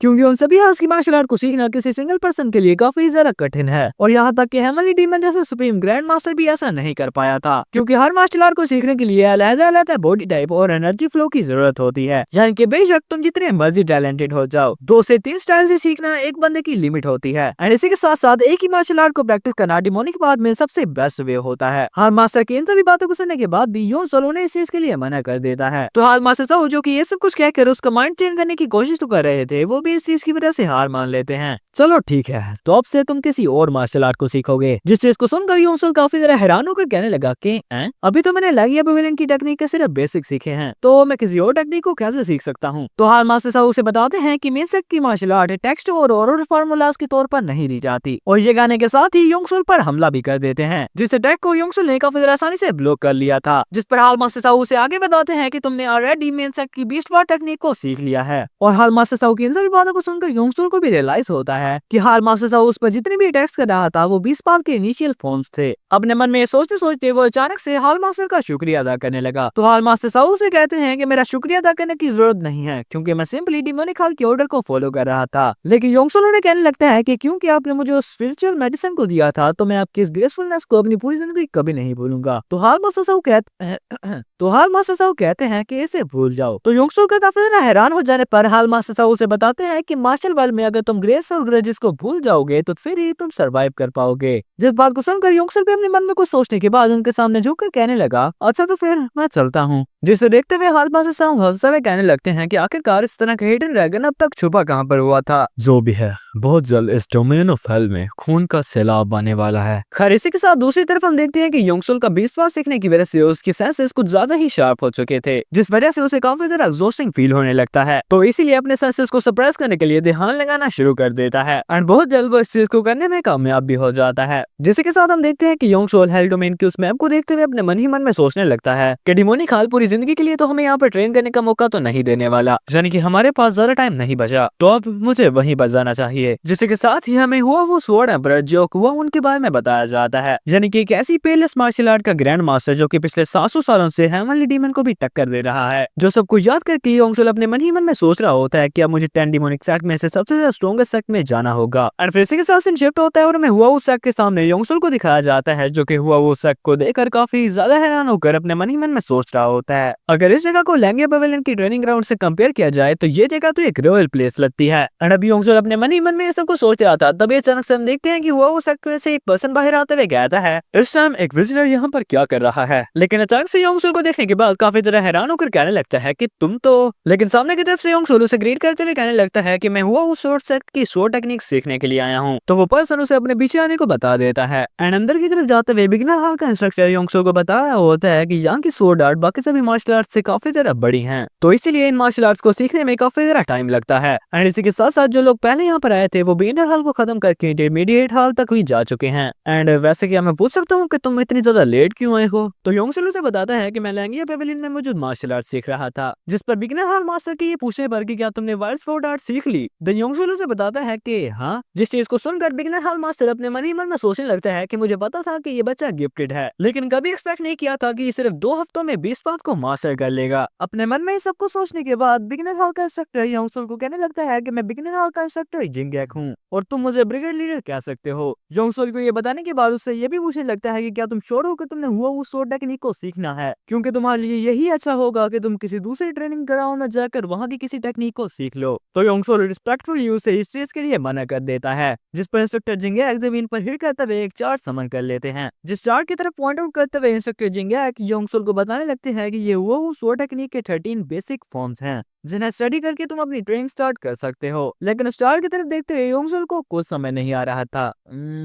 इसका मैंने करना क्या है? जिस पर इंस्ट्रक्टर जिंगैक थोड़ा सा हैरान होते हुए कहने लगे कि क्या कह रहे हो तुम? अब ये मत कहना कि तुम्हें स्वॉर्ड डायग्राम्स नहीं पढ़नी आती। देन योंगसुल की तरफ से रिस्पॉन्स आता है कि नहीं आती, जिस चीज को सुनकर इंस्ट्रक्टर जिंगैक काफी ही ज्यादा हैरान हो चुके थे, क्योंकि योंगसुल ने बता रहा था कि यहाँ पर आने से पहले मैंने किसी भी स्वॉर्डमैनशिप टेक्निक को नहीं सीखा। जिस चीज को सुनकर इंस्ट्रक्टर जिंगैक और भी ज्यादा हैरान हो जाते हैं, लेकिन फिर अपने आप को संभालते हुए उससे पूछने लगते हैं कि तो तुम्हारे कहने का मतलब है कि तुमने अब तक कभी भी स्वॉर्ड ट्रेनिंग नहीं की? तो योंगसुन ने बताता है कि हाँ जी। जिस पर इंस्ट्रक्टर जिंगैक अपने मन ही मन में सोचने लगते हैं कि वैसे भी इसकी कोर्स में बताया गया था कि ये एक स्कॉलर है, और यहाँ तक कि सेकंड हाल के बैटल में भी इसकी मूवमेंट बिल्कुल भी किसी स्वॉर्ड स्टाइल की तरह नहीं लगती थी। हाँ, लेकिन फिर भी किसी बेसिक स्वॉर्ड मैनुअल को भी ना पढ़ पाना काफी ज्यादा अजीब है। लेकिन अगर इस बारे में सोचा जाए कि इसने कुछ ना सीखे बिना भी सेकंड हाल में जो रिफ्लेक्सेस दिखाए थे और रहने के लिए इसने जिस केव को चुना वो सच में काफी ज्यादा रिमार्केबल था, तो इसका मतलब है कि अगर इसे अच्छी तरह से इंस्ट्रक्शन मिल जाए तो ये एक पूरी तरह से मॉन्स्टर बन जाएगा। अपने मन में ये सब कुछ सोचने के बाद वो योंगसुल को कहने लगते हैं कि बेशक तुम इसे नहीं पढ़ सकते, लेकिन इस चार्ट पर लिखे हुए इन लेटर्स को तो पढ़ सकते हो ना। तो योंगसुल वहां पर लिखे हुए वो वर्ड्स पढ़कर उसे बता देता है कि how to release the body and flow effortlessly. जिस पर इंस्ट्रक्टर जिंगैक उसे बताने लगते हैं कि फर्स्ट रिलीज द बॉडी का मतलब है कि किसी स्वॉर्ड टेक्निक को इस्तेमाल करते हुए अपने मसल्स को रिलैक्स करो और स्मूथली मूव करो, एंड स्पेशली अपने एब्डोमेन एंड हिप के दरमियान की टेंशन को रिलैक्स करो। जो सब कुछ सुनने के बाद योंगसुल कुछ इस तरह का पोस्टर लेते हुए कह रहा था कि इस तरह, जिस चीज को देखते हुए इंस्ट्रक्टर जिंगैक काफी ही ज्यादा हैरान होकर अपने मन ही मन में सोच रहे थे कि क्या इस पॉइंट पर मुझे इस बच्चे को स्पोर्ट्समैनशिप के फंडामेंटल बताने होंगे। लेकिन फिर खुद ही उसे इस चीज के बारे में बताने भी लगता है कि सबसे पहले सही तरह से खड़ा हो जा, अपनी कोर को लो कर, अपना दिमाग शांत कर, और जिस तरह मैं तुझे इंस्ट्रक्ट करता हूँ उस तरह एफर्टलेसली फ्लो हो जा। और जैसे जैसे इंस्ट्रक्टर जिंगैक उसे ये सब कुछ सिखा रहे थे तो योंगसुल भी काफी तरह आसानी से ये सब कुछ सीखने लगता है। जिस चीज को देखते हुए इंस्ट्रक्टर जिंगैक काफी ही ज्यादा हैरान होकर अपने मन ही मन में सोच रहे थे कि सिर्फ थोड़े से ही टाइम में इसका स्टेंस बिल्कुल ही करेक्ट हो चुका है। तो इसका मतलब है कि जैसे जैसे मैं इसे एक्सप्लेन किए जा रहा हूँ ये वो सब कुछ सीखते जा रहा है। एंड अपने मन में ये सब कुछ सोचते हुए अचानक से ये मुस्कुराने लगा। एंड फिर इसी के साथ हम देखते हैं कि यहाँ पर भी योंगसुल की ट्रेनिंग जारी हो जाती है एंड बहुत जल्द योंगसुल इस टेक्निक को सीख भी जाता है, जिसे देखते हुए इंस्ट्रक्टर जिंगैक हैरान होने के साथ साथ एक स्माइल के साथ कह रहे थे जैसे मैंने सोचा था इस बच्चे के अंदर नेचुरल एप्टीट्यूड है। एंड फिर इसी के साथ हमें कुछ टाइम बाद का सीन दिखाया जाता है जहाँ हम देखते हैं कि इंस्ट्रक्टर जिंगैक योंगसुल को कह रहे थे तो अब अपने दिमाग में एक ओपोनेंट इमेजिन करके वो 13 फॉर्म्स को एग्जीक्यूट करो। जिस पर योंगसुल की काफी ज्यादा हैरान होकर पूछने पर कि एक ओपोनेंट, तो इंस्ट्रक्टर जिंगैक उसे बताता है कि हाँ, ये जूनियर हाल का प्रमोशन टेस्ट है जिसमें मैं तुम्हारी टेक्निक का स्वॉर्ड इंटेंट सेंस करूंगा।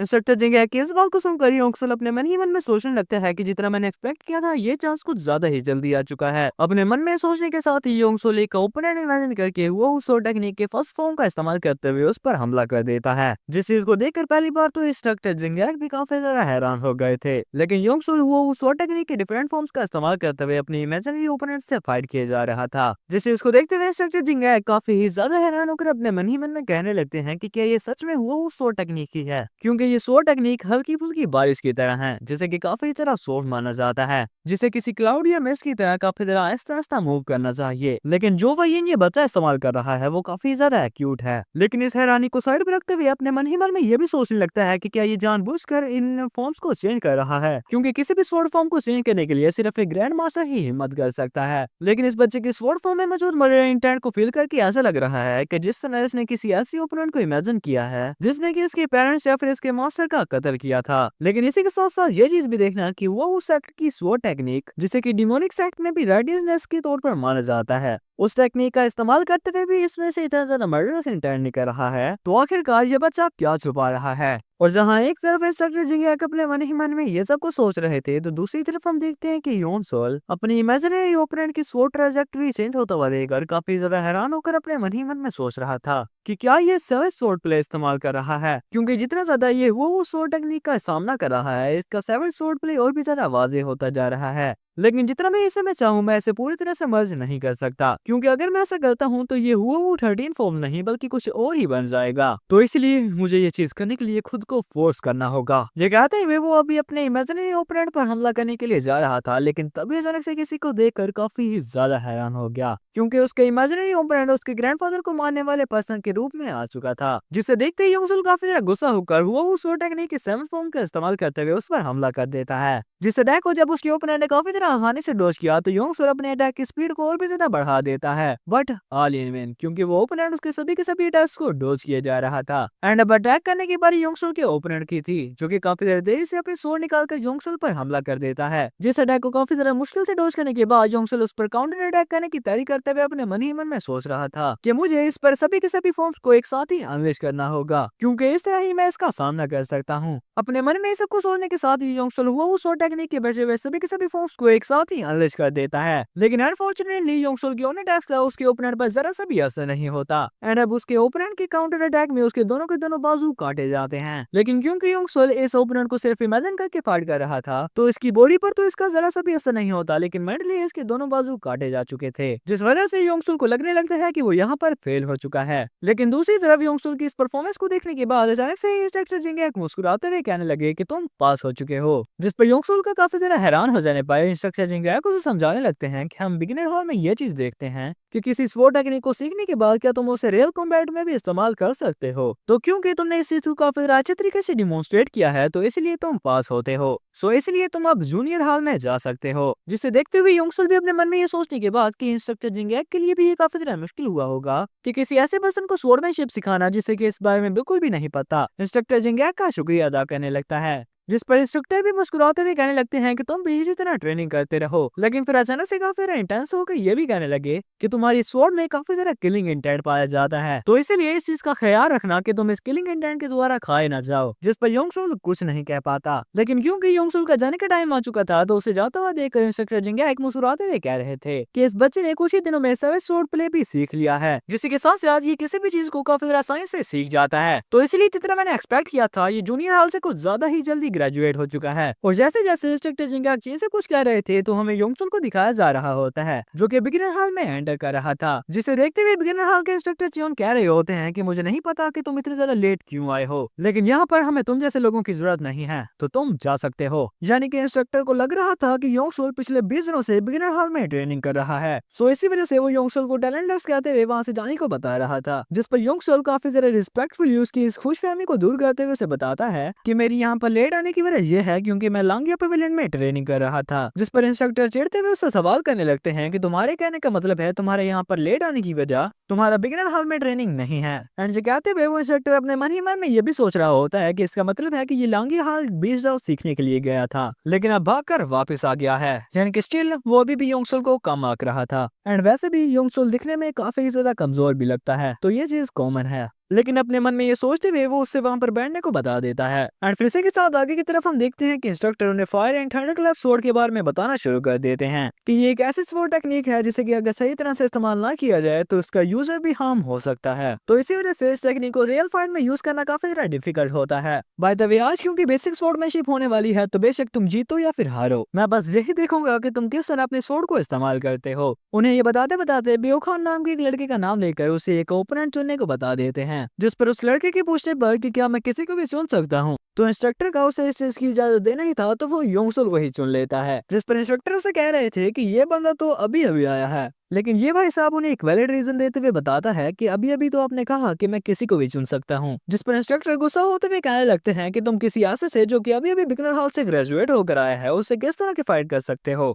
और अभी इन दोनों की ये बहस चली रही थी, पीछे की तरफ हम देखते हैं कि योंगसुल चुपचाप खड़े होते हुए कहने लगा कि मैं ये करूंगा। जिस चीज को सुनते हुए इंस्ट्रक्टर के कहने पर कि क्या कहा तूने, योंगसुल उन्हें बताता है कि मैं इस डुअल को एक्सेप्ट करता हूँ। एंड आगे उन्हें ये भी बताते हुए कि मैंने बिगिनर हॉल के इंस्ट्रक्टर से स्वॉर्डमैनशिप सीखी है, तो मुझे यकीन है कि एक डुअल के बाद मेरी ये स्वॉर्डमैनशिप और भी ज्यादा बेहतर हो जाएगी। मगर योंगसुल की इन सभी बातों को सुनने के बाद इंस्ट्रक्टर काफी ज्यादा गुस्सा होकर अपने मन ही मन में सोच रहे थे कि सिर्फ बिगिनर हॉल की ट्रेनिंग के बाद ये किसी इस तरह की पर्सन के साथ डुअल करने के बारे में सोच रहा है। क्या ये बच्चा अपनी छोटी सी प्राइड को प्रोटेक्ट करने की कोशिश कर रहा है। एंड ये सब कुछ सोचने के बाद वो इंस्ट्रक्टर उन्हें इस डुअल की इजाजत दे देता है। एंड फिर आगे हमें उन दोनों को एक दूसरे के सामने दिखाया जाता है, जहाँ योंगसुल को देखते हुए ब्योखान अपने मन ही मन में सोच रहा था कि क्या ही मेरी अच्छी किस्मत है, इन सभी प्रोडिजीज के सामने अगर मैं किसी को मार देता हूँ तो मेरा काफी अच्छा इंप्रेशन बन जाएगा। यानी कि इस भाईजान के इरादे कुछ अच्छे बिल्कुल भी नहीं थे। एंड इसी के साथ हम देखते हैं कि डुएल के शुरू होने से पहले बियो खान जोर जोर से हंसते हुए कहने लगा, बच्चे तेरे अंदर गर्ल्स तो हैं, लेकिन म्यूरम में सर्वाइव करने के लिए सिर्फ यही चीज काफी नहीं होती।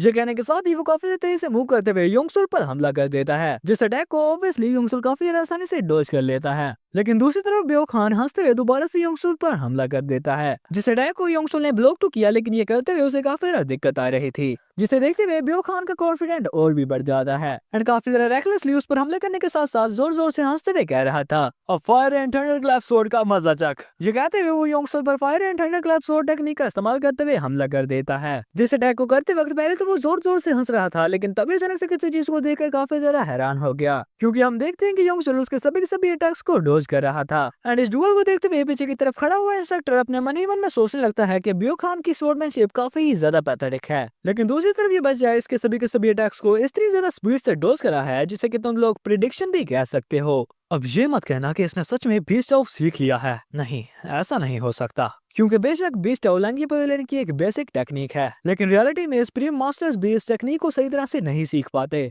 यानी कि इसका मतलब है कि अगर ये बच्चा एक अनराइवल प्रोडिजी भी हुआ तो फिर भी इस टेक्निक को 15 दिनों में नहीं सीखा जा सकता। अपने मन में ये सोचते सोचते अचानक से उन दोनों को मुखातिब करते हुए कहने लगता है कि तुम लोग सिर्फ डॉज ही नहीं कर सकते, क्योंकि मैंने क्लियरली तुम लोगों को बताया था कि ये एक स्वॉर्ड फाइट होने वाली है। जो चीज सुनते ही योंगसुल ब्रेक लगाकर बियो खान पर हमला कर देता है, लेकिन योंगसुल की इस अटैक को देखकर वहां पर मौजूद बाकी सभी के सभी ट्रेनिंग काफी ही ज्यादा हैरान हो चुके थे, क्योंकि उन्हें लग ही नहीं रहा था कि ये फायर एंड स्वॉर्ड आर्ट है। लेकिन दूसरी तरफ योंगसुल के उस अटैक को काफी ज्यादा आसानी से डॉज करने के बाद बियो खान का कॉन्फिडेंट और भी ज्यादा ऊपर चला गया था। फायर एंड स्वॉर्ड आर्ट का एक मूव, वाओ। लेकिन ऑडियंस में बैठा हुआ एक बंदा इस टेक्निक को देखकर काफी ज्यादा हैरान हो चुका था। नहीं, कोई ना कोई चीज तो डिफरेंट है। खैर इस बार की तरफ अभी बियो खान शोखियां मार ही रहा था, तभी अचानक से हम देखते हैं कि योंगसुल का एक अटैक बियो खान को लग नहीं वाला था, जिस अटैक को बियो खान डॉज तो कर लेता है, लेकिन उस अटैक की वजह से उसके बाल कट गए थे। यानी कि अगर उसने उस अटैक को नहीं डॉज किया होता तो उसका सर भी कट सकता था। एंड फिर आगे योंगसुल की बाकी सभी अटैक्स भी ब्लॉक करते हुए बियो खान काफी ज्यादा हैरान होकर अपने मन ही मन में सोच रहा था, क्या क्या ये सच में फायर एंड स्वॉर्ड आर्ट ही है? क्या ये बास्टर्ड मुझे मौका करने के लिए इंटेंशनली अपनी स्किल्स को छुपा रहा था ताकि आसानी से एडवांस हाल में जा सके? नहीं, मैं ऐसा नहीं होने दे सकता, क्योंकि एडवांस हाल में मूव करने वाला सिर्फ मैं ही हूँगा। ये कहते हुए वो अपनी फैमिली की स्वॉर्ड टेक्निक असुरा स्वॉर्ड का इस्तेमाल करते हुए योंगसुल पर काफी घातक अटैक कर देता है, जिस अटैक को देखते ही इंस्ट्रक्टर पहचान जाते हैं कि असुरा स्वॉर्ड सेट की एक किलिंग मूव है एंड क्योंकि उसने किसी दूसरी स्वॉर्ड टेक्निक को इस्तेमाल करने से मना नहीं किया था तो इसलिए वो उस लड़की को नहीं रोकता।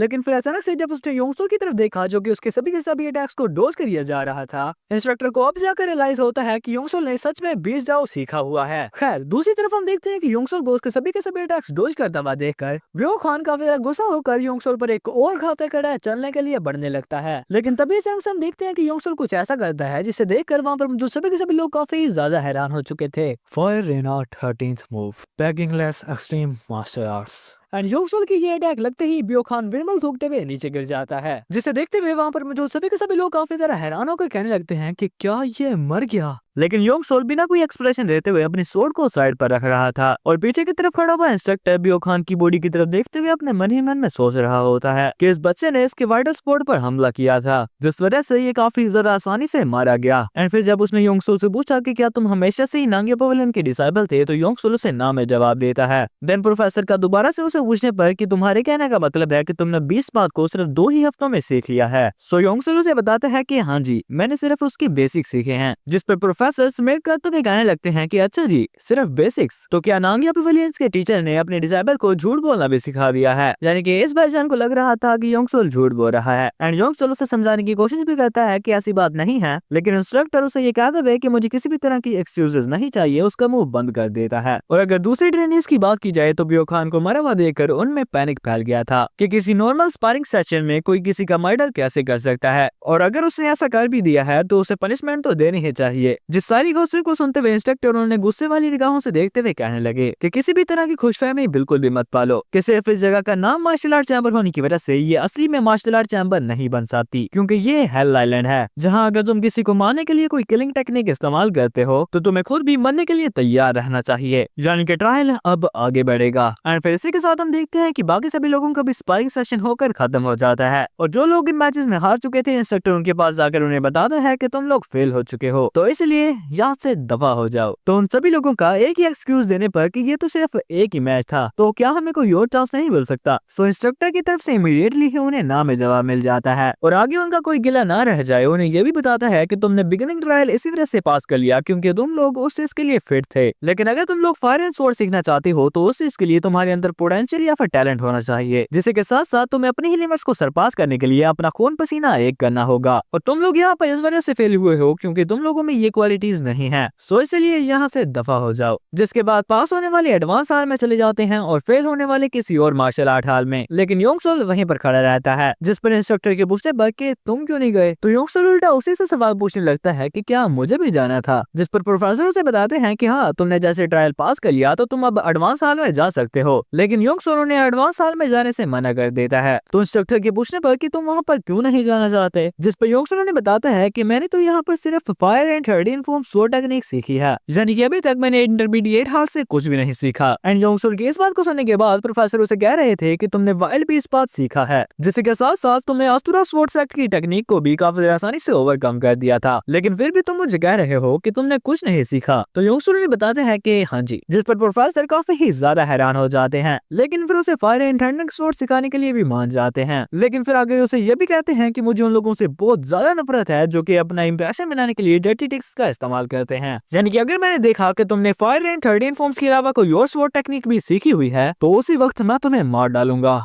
4 दिनों बाद प्रोफेसर उसी तरह की शक्ल बनाकर योंगसोल की तरफ देखते हुए अपने मन ही मन में सोच रहे थे, मैंने इस बच्ची को हर किस्म से ऑब्जर्व कर लिया है, लेकिन इसे स्वॉर्ड टेक्निक से फंडामेंटल के बारे में भी नहीं पता, जिसका मतलब है कि इसने सच में स्वॉर्ड्स के बारे में सीखना शुरू किया है। हाउएवर इसकी डिटर्मिनेशन एंड कंसंट्रेशन काफी ज्यादा इंप्रेसिव है, जैसा कि अगर इसने मार्शल आर्ट्स नहीं सीखी तो ये मर जाएगा, जिसका मतलब है कि इसी वजह से इसने वाइल्ड बीस्ट पाथ को काफी ज्यादा आसानी से सीख लिया है। एंड इसी के साथ हम देखते हैं कि Yongsol fire and thundering sword techniques का इस्तेमाल कर रहा था, यानी कि इन पिछले 4 दिनों में योंगसोल ने काफी ज्यादा ट्रेनिंग की थी और योंगसोल भी इसी टेक्निक की ट्रेनिंग कर रहा था, लेकिन तभी से हम देखते हैं कि इंस्ट्रक्टर से रुकने को बता देते हैं, क्योंकि इंस्ट्रक्टर के मुताबिक योंगसोल ने फायर एंड थंडरिंग स्वॉर्ड की बेस पर सीख लिए थे, लेकिन दूसरी तरफ अचानक से ही रोक दिए जाने की वजह से योंगसोल काफी ज्यादा हैरान हो रहा था। इंस्ट्रक्टर उसे बताता है कि फायर एंड थंडरिंग स्वॉर्ड एक ऐसी स्वॉर्ड टेक्निक है जिसमें तुम्हारी बॉडी ट्विस्ट होती है और वो सभी मूव्स जिसमें तुम्हें अपनी स्वॉर्ड को अपनी बॉडी के अंदर स्विंग करना होता है, वो कोई ऐसी टेक्निक नहीं होती जिसे कि तुम रियल बैटल में इस्तेमाल कर सकते हो, लेकिन क्योंकि तुम इन टेक्निक्स को रियल लाइफ में इस्तेमाल कर रहे हो जैसे कि तुम किसी को मारना चाहते हो। जिस पर योंगसोल उनसे पूछने लगता है कि सभी स्वॉर्ड टेक्निक्स का पॉइंट ये नहीं होता, तो इंस्ट्रक्टर से बताते हैं कि डिमोनिक मार्शल आर्ट्स को सीखने के लिए बटर सिंटैक का होना जरूरी है। हाउएवर फायर एंड स्वॉर्ड ने मार्शल प्रवास में हायर रैंक बेस करने के लिए इस किलिंग एस्पेक्ट को छोड़ दिया है, और जो मर्डर सेंटाइन तुम्हारे अंदर है अगर तुमने इससे छुटकारा नहीं पाया तो तुम एक ऐसी मार्शल आर्ट टेक्निक बना दोगे जो कि तुम्हें ही हार्म करेगी। जिन सभी बातों को सुनते हुए योंगसोल अपने मन ही मन में सोचने लगता है कि ये भी स्ट्रेटेजी की तरह बात कर रहे हैं, लेकिन अभी भी इंस्ट्रक्टर से बता रहे होते हैं कि मैं पास में इसी मर्डर सेंटाइन को अपने दिल में लेकर जीता रहा हूँ, यानी कि जो भी मेरे रास्ते में आया मैंने उन सभी को खत्म कर दिया, जिस वजह से मैंने अपनी ऑनर और प्राइड तो खोया, लेकिन इसी के साथ साथ मेरी मार्शल प्रोग्रेस भी नीचे गिर गई, क्योंकि बेशक ऐसा लगता है कि अगर तुम इस टेक्निक्स का इस्तेमाल करते हुए दूसरे लोगों को मारोगे तो तुम्हारी मार्शल प्रोग्रेस आगे बढ़ेगी, लेकिन रियलिटी में ये एक ऐसा ऑब्स्टेकल होता है जो कि तुम्हारी स्वॉर्डमैनशिप की अनएंडिंग पाथ में खड़ा हो जाता है। सो इसी वजह से तुम्हें इसे मर्डर सेंटाइन को छोड़ना होगा। एंड इंस्ट्रक्टर की इन सभी बातों को सुनने के बाद योंगसोल को अपने ज्ञान पर कुछ बातें याद आना शुरू हो जाती हैं, जहां उन्होंने उसे बताया था कि जो लोग स्वॉर्ड इस्तेमाल करते हैं उनका पास्ट मिसफॉर्चून और डिस्पेयर से भरा होता है, जिस चीज की वजह से म्यूरियम के लोग अपने पास्ट के बारे में बातें करने से कतराते हैं। जिस बात को याद करते ही योंगसोल इंस्ट्रक्टर से पूछने लगता है कि तुम मुझे ये क्यों बता रहे हो, तो इंस्ट्रक्टर थोड़ी देर की खामोशी के बाद उसे बताते हैं कि मैंने ये तुम्हें इस वजह से बताया क्योंकि मैं इस चीज की वजह से अक चुका हूँ। वैसे नाम क्या है तुम्हारा? तो योंगसोल का अपना नाम बता देने के बाद इंस्ट्रक्टर को रियलाइज होता है कि ये वही बच्चा है जो कि सारी टाइम में काफी मुश्किल से सर्वाइव किया था, लेकिन तभी अचानक से योंगसोल को बताते हैं कि तुम्हारे अंदर एक बहुत बड़ी प्रॉब्लम है। तो योंगसोल के पूछने पर कि क्या है वो, देन इंस्ट्रक्टर से बताते हैं कि तुम्हें मार्शल आर्ट्स के बेसिक नहीं पता और तुम्हारी कंपटीटर उस वक्त से मार्शल आर्ट्स सीख रहे हैं जब वो छोटे छोटे बच्चे थे, तो अगर तुम एडवांस चैम्बर में फायर एंड स्वॉर्ड को सीखने के लिए जाते हो तो तुम्हारे अंदर का गैप और भी ज्यादा बड़ा हो जाएगा। तो इसीलिए तुम्हें जल्दी से जल्द बेसिक मार्शल आर्ट्स को सीखना होगा, क्योंकि जब तुम्हारे पास एक फंडामेंटल फाउंडेशन होगी तो तब ही तुम फायर एंड स्वॉर्ड में आगे बढ़ सकते हो। सो इसलिए अब से मैं unrivalled lightning and thunder martial art जो कि मैंने ही क्रिएट किया है तो मैं सिखाऊंगा। हाउएवर जब मैं इस मार्शल आर्ट्स को मास्टर करने में फेल हुआ था तो मैंने अपना पूरा हाथ ही जाया कर लिया था। यानी कि यह मार्शल आर्ट्स इतनी ज्यादा डेंजरस है जिसमें छोटी सी गलती की वजह से तुम अपने आर्म्स को खो सकते हो, जिसका मतलब है कि सिर्फ एक फेलुअर और एडवांस चैम्बर में मूव होने के बजाय तुम एक क्रिपल बन जाओगे। तो क्या फिर भी तुम इस चीज को सीखना चाहोगे? जब प्रयोग सोलस फेलुअर के आउटकम के बारे में सोचते हुए अपने मन ही मन में कह रहा था,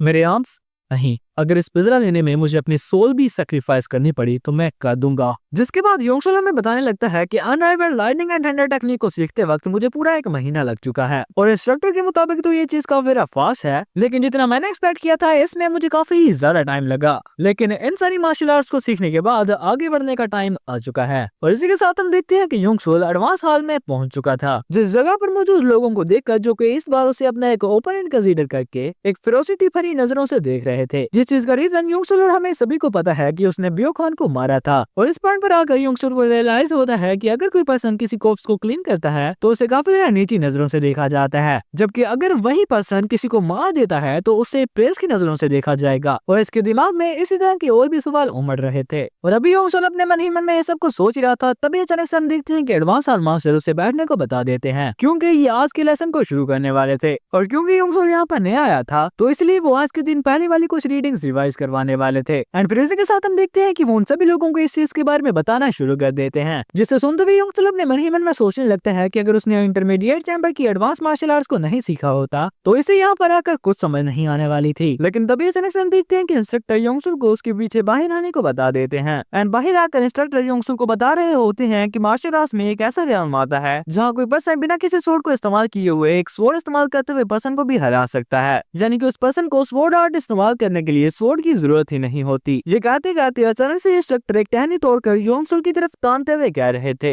मेरा एक सवाल है, जैसे कि अब मैंने तुम पर अटैक किया वैसे ही तुम पर कोई और अटैक करे, लेकिन उस वक्त तुम्हारे पास कोई भी स्वॉर्ड नहीं है, तो स्वॉर्ड आर्ट का इस्तेमाल करते हुए तुम कैसे रिस्पॉन्ड करोगे? जिस पर योंगसुल कोई जवाब नहीं दे पाता। लेकिन इंस्ट्रक्टर आगे उसे बताने लगते हैं कि जब तक तुम इंटरमीडिएट चैम्बर में थे तो यहाँ पर आए हुए ट्रेनीज ने पहले ही first form of the fire and sword सीख ली है, जिसका मतलब है कि अब वो उसकी थ्योरी को पढ़ रहे हैं और अगर तुम मेरे सवाल के जवाब सही तरह से नहीं देते तो मैं तुम्हें वो नहीं सिखाऊंगा, तो इसलिए ध्यान से जवाब देना। जिन सभी बातों को सुनने के बाद योंगसुल अपने मन में कुछ सोचते हुए अचानक से अपनी पावर्स को एक्टिवेट करते हुए कहने लगा, अगर मेरे पास कोई स्वॉर्ड नहीं है तो फिर मैं अपने ओपोनेंट की स्वॉर्ड इस्तेमाल करूंगा। ये कहते हुए वो इंस्ट्रक्टर की स्वॉर्ड यानी कि उस टहनी को पकड़ने की कोशिश करता है, लेकिन तभी तरह से इंस्ट्रक्टर उसके पीछे आ गए। काफी ज्यादा अजीब चॉइस है तुम्हारी। लेकिन योंगसुल इस चीज को देखकर काफी ही ज्यादा हैरान हो चुका था। इम्पॉसिबल, अचानक से ये मेरे पीछे कैसे आ गया? और फिर दोबारा से काफी ज्यादा डेस्परेटली तरीके से उसे पकड़ने की कोशिश तो करता है, लेकिन इंस्ट्रक्टर दोबारा से पीछे हट गए, यानी कि योंगसुल के लिए इंस्ट्रक्टर की डोजिंग काफी ही ज्यादा तेज थी और अगर ऐसा ही चलता रहता तो योंगसुल उसे पकड़ बिल्कुल भी नहीं सकता था, जिस वजह से उसे एडवांस चैम्बर से निकाल दिया जाना था। तो इसलिए इंस्ट्रक्टर को इम्प्रेस करने के लिए अपने बीस्ट पाक का इस्तेमाल करना शुरू कर देता है ताकि इंस्ट्रक्टर की डोजिंग डायरेक्शन को प्रेडिक्ट कर सके। लेकिन जैसे ही उसने इस चीज का इस्तेमाल करते हुए उस स्वॉर्ड यानी कि उस टहनी को छुआ तो अचानक से ही काफी ज्यादा दूर फेंका जाता है, जिस वजह से योंगसुल की हालत थोड़ी बहुत खराब हो गई थी। लेकिन अचानक से इंस्ट्रक्टर उसके सामने आकर उसके कंधे पर हाथ रखते हुए कहने लगे, तुम पास हुए बच्चे। जिस चीज को सुनकर योंगसुल काफी ज्यादा हैरान हो जाता है कि मैंने तो उसे टच भी नहीं किया था तो मैं कैसे पास हो गया। मगर इंस्ट्रक्टर उसे दूसरों से यहाँ पर जल्दी आने को बता देते हैं ताकि वो फायर एंड स्वॉर्ड का फर्स्ट फॉर्म शाइनिंग मिस्टिक सीख सके, जिस पर योंगसुल उनका शुक्रिया अदा करते हुए वहाँ से जाने लगा। और योंगसुल की वहाँ से जाते ही हम देखते हैं कि इंस्ट्रक्टर के हाथ में पकड़ी हुई उस टहनी के पत्ते टूट गए थे, जिसे देखते हुए इंस्ट्रक्टर अपने मन ही मन में कहने लगते हैं कि इसका मतलब है कि वुल्फ का बच्चा भी वुल्फ ही होता है। खैर इसी के साथ सीन शिफ्ट होता है और हमें योंगसुल को दिखाया जाता है जो कि अपने केव की तरफ जाते हुए रेस्ट करने और अपने क्यूआई को सर्कुलेट करने के बारे में सोच रहा था।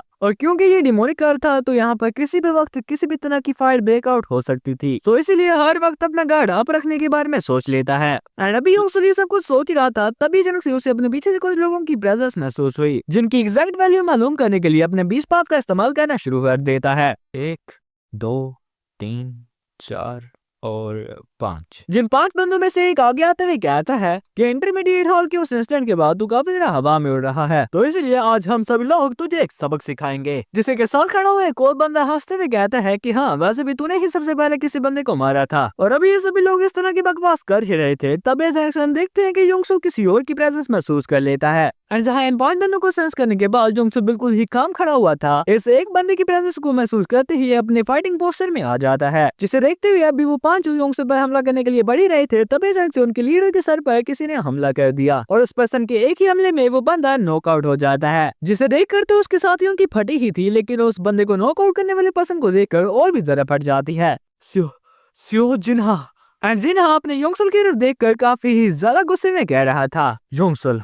मुझे लगता है कि हमें बात करने की जरूरत है। मगर जिन्हा को यहाँ पर देखकर बचे हुए बंदे का फिर डरते हुए उससे पूछने लगते हैं कि तुम यहाँ पर क्या कर रहे हो। लेकिन जिन्हा बात करने की मूड पे बिल्कुल भी नहीं होता और काफी ज्यादा डरावने अंदाज में उन्हें कहता है कि फक ऑफ, मैं तुम लोगों से बात नहीं करना चाहता। जिसका ये कहना ही था, वो सभी वहाँ से डर कर भाग जाते हैं। मगर दूसरी तरफ योंगसुल ने भी जिन्हा की पावर को भांप लिया था। ये बंदा सच में ताकतवर है। एंड दूसरे लोगों से अपना काम सेटल करने के बाद जिन्हा अपनी स्वॉर्ड योंगसुल की तरफ तानते हुए कहने लगा, योंगसुल मैं डायरेक्टली तुमसे पूछने वाला हूँ कि तुम किस साइड पर हो। जिस सवाल को सुनकर योंगसुल काफी ज्यादा हैरान हो चुका था। मगर इसी के साथ हमें एक फ्लैशबैक दिखाया जाता है, जहां हम देखते हैं कि एडवांस साल के इंस्ट्रक्टर सभी लोगों को फायर एंड ड्रॉप्स के बारे में बता रहे थे, जो कि फायर एंड स्वॉर्ड स्टाइल का ही एक फॉर्म है। लेकिन अचानक से योंगसुल को इसका प्रदर्शन करने को बता देते हैं, जिस पर जब योंगसुल ने स्वॉर्ड स्टाइल को परफॉर्म किया तो उसकी परफॉर्मेंस को देखते हुए इंस्ट्रक्टर अपने मन ही मन में कहने लगते हैं कि ये काफी ज्यादा ग्राउंडेड एंड प्रिसाइज टेक्निक है, जिसे कि ये बच्चा मर्डर सेंटेंट के साथ इस्तेमाल कर रहा है। लेकिन फिर वो योंगसुल को बैठने को बताकर अगला पर्सन जिन्हा को बुला लेते हैं, जिसे अपनी तरफ से जाते हुए देखकर पहले तो योंगसुल कुछ भी नहीं कहता, लेकिन जब जिन्हा ने उस स्वॉर्ड टेक्निक को परफॉर्म किया तो उसे देखकर योंगसुल काफी ज्यादा हैरान हो जाता है, क्योंकि जिन्हा ने फर्स्ट टेक्निक को फायर एंड स्वॉर्ड इस्तेमाल करने के बजाय योंगसुल के सभी अटैक्स की काउंटर परफॉर्म किए थे, जैसे कि योंगसुल को वार्न करना चाह रहा हो। जिस फ्लैशबैक को याद करते ही योंगसुल काफी ज्यादा हैरान होकर उससे पूछ रहा था कि क्या मतलब है कि तुम्हारा कि मैं कौन से साइड पर हूँ। तो जिन्हा कहता है कि मुझे पागल मत समझो, मैं पूछ रहा हूँ कि तुम किस साइड पर हो, क्योंकि मुझे पता है कि यहाँ पर आने वाले सभी के सभी लोग डीमन मास्टर नहीं बनना चाहते। जिस बात को सुनते ही योंगसुल अपने मन ही मन में सोचने लगता है कि हाँ, अगर इस बार में सोचा जाए तो डायनेमोनिक सेट की मार्शल आर्ट्स को सीखना एक काफी अमेजिंग अपॉर्चुनिटी है, लेकिन इसमें पार्टिसिपेट करने का प्रोसेस काफी टेरिबल है, यानी कि ये अमेजिंग अपॉर्चुनिटी किसी का एक बहुत बड़ा ट्रैप भी हो सकती है। जिस चीज को रियलाइज करते ही योंगसुल उससे पूछने लगता है कि क्या यहाँ पर एक स्पाई है। लेकिन दूसरी तरफ योंगसुल की बनाए हुए चेहरे को देखकर जिन्हा अपने मन ही मन में कहने लगता है कि ये झूठ नहीं बोल रहा। योंगसुल के सवाल का जवाब दिए बिना कहता है कि ओह तुम नहीं हो, पर मैं कुछ मजे करना चाहता था, तो इसलिए वो अजीब सा व्यवहार करना बंद कर दो, लेकिन अगर तुम दोबारा से इसी तरह मुझे गुस्सा दिलाते रहे तो मैं तुझे मार डालूंगा। और जिन्हा के इस धमकी को सुनने के बाद योंगसुल बिल्कुल भी नहीं घबराया हुआ था। एक स्पाई, मुझे लगता है कि जितना मैंने एक्सपेक्ट किया था चीजें उतनी भी ज्यादा आसान नहीं है। वेल ये चीज सेंस भी बनाती है, क्योंकि मैं कुछ भी किए बिना warning beast Pavilion and the fire and sword set की मार्शल आर्ट सीखने में लगा हुआ था। और वैसे मैंने कभी नहीं सोचा था कि मुझे इस चीज पर थोड़ा सा ध्यान देना चाहिए, क्योंकि बेशक कोई स्पाई है या फिर डिमोनिक मार्शल आर्टिस्ट है, एट द एंड वो मेरा ओपोनेंट है जिसे मुझे फायर करनी होगी। एंड इसी मार्शल आर्ट के साथ अपना बंदा आगे बढ़ जाता है, क्योंकि कहीं भी कुछ भी हो सकता था। जिसे के साथ ही हमें एक चूहे को दिखाया जाता है जिसे कि एक चील उड़ा ले गई थी, यानी कि कमजोर ताकतवर के हाथों कभी भी शिकार बन सकता है। खैर इसी के साथ सीन शिफ्ट होता है और हमें फायर एंड स्वॉर्ड हॉल का सीन दिखाया जाता है, जहां हम देखते हैं कि एडवांस हॉल का इंस्ट्रक्टर अपने ट्रेनीज को बता रहा था कि आज के दिन से तुम्हारी ट्रेनिंग खत्म होती है, चाहे कि इन लोगों की मार्शल आर्ट थ्योरी खत्म हो चुकी थी, जिसके बारे में एडवांस हॉल का इंस्ट्रक्टर उन सभी लोगों को बहुत कुछ बताता है जो कि हमारे काम का नहीं है, तो इसलिए मैं स्किप कर रहा हूँ। बट ब्रीफली मैं तुम सभी लोगों को बताते चलूं कि वो कहता है कि किसी भी मार्शल आर्ट को सही तरह से परफॉर्म करने के लिए उसकी थ्योरी के बारे में सही तरह से पता होना जरूरी है, क्योंकि ये चीज मार्शल आर्ट के जर्नी में काफी जरूरी होती है। और एट द एंड वो उन सभी लोगों को गुड लक करता है। एंड अभी ये बुड्ढे इन सभी लोगों को ये सब कुछ बता ही रहा था, तभी अचानक से हम देखते हैं कि पूरे के पूरे हेल आइलैंड में एक बहुत बड़ी घंटी बजना शुरू हो गई। जिस घंटे की आवाज को सुनकर वहाँ पर मौजूद ट्रेनीज काफी तरह हैरान हो चुके थे, लेकिन उनका इंस्ट्रक्टर उन्हें हेल आइलैंड की सेंटर में जाने को बता देता है। जिस जगह पर जब सभी लोग पहुंच गए तो हेड इंस्ट्रक्टर सभी लोगों की तरफ देखकर एक काफी तरह अजीब सी शक्ल बनाकर कहता है कि तुम सभी लोगों का थर्ड ट्रायल शुरू होता है। और थर्ड ट्रायल शुरू होने के साथ ही हमारा एपिसोड यहीं पर खत्म हो जाता है। एंड थर्ड ट्रायल काफी ज्यादा मजेदार होने वाला है, तो इसलिए वीडियो को लाइक करना, हो सके तो ज्यादा से ज्यादा कमेंट्स करना और अपने दोस्तों तक शेयर भी कर लेना। तो मिलते हैं अगली वीडियो में, तब तक के लिए अपना ख्याल रखना, बाय बाय।